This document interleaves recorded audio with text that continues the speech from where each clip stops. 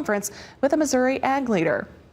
Well, here at NASDA's 2019 Winter Policy Conference, there are issues from across the spectrum being addressed here in Washington amongst different leaders of departments of agriculture.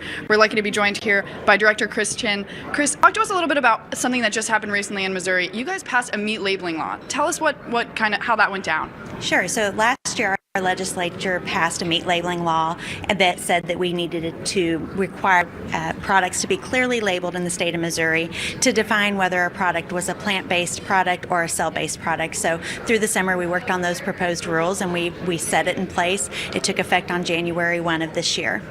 Could you talk, I'm sure it's a little early to talk about impacts already, but what was the impact that you wanted to have happen? Why was this important to do?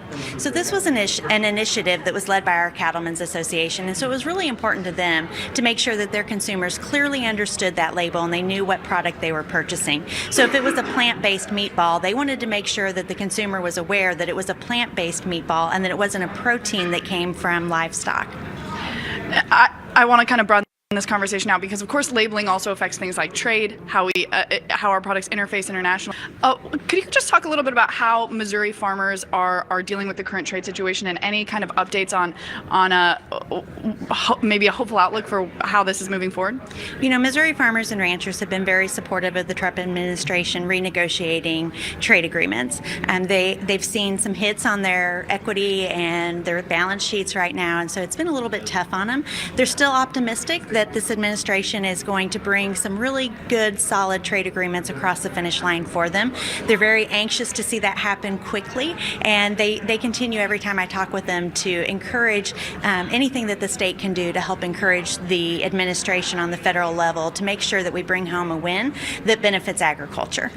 And just one final question. We heard last week from the Outlook Forum that farm incomes, some predictions about farm incomes going into this year. Could you just talk about maybe the state of agriculture in your state right now? And what do you think that's going to look like kind of going into 2019? Well, you know, it's definitely a more challenging year going into 2019 than 2018. Farmers lost a lot of equity on their balance sheets, and so they've had to have some difficult and uncomfortable conversations with their lenders. For our farmers who are more along the beginning farmer career path, it's challenging for them. You know, some of them have had to make some really tough decisions moving forward.